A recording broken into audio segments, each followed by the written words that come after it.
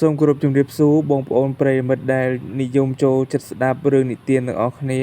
ខ្ញុំបាទសំអូនសូមលើកយករឿងនិទានមានចំណងជើងកូនមិនស្ដាប់ឪពុកម្ដាយតោះកុំឲ្យខាតពេលវេលាយូរ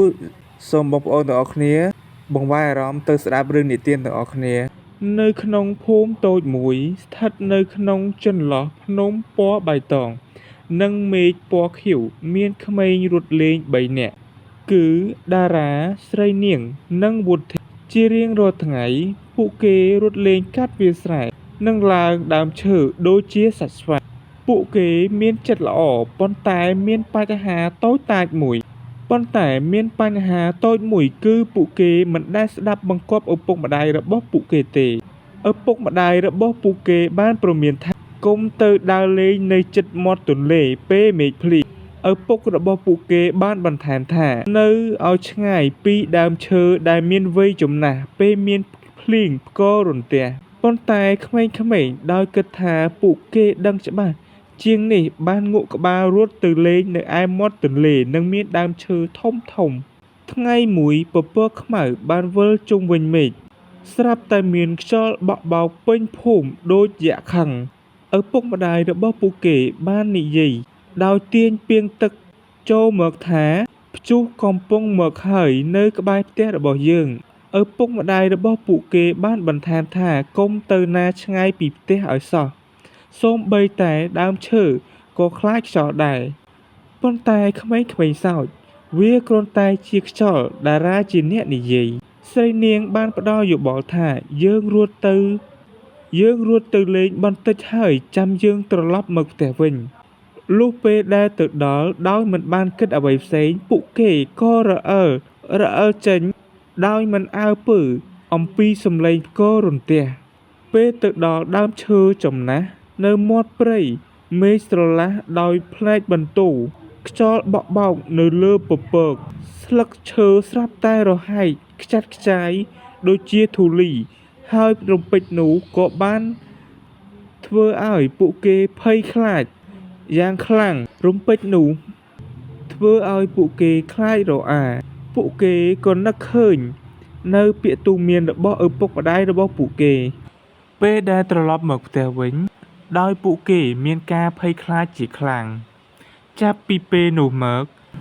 ពេលដែលមានភ្លៀងផ្គររន្ទះពួកគេពុំដែលចេញពីផ្ទះនោះទេគឺពួកគេ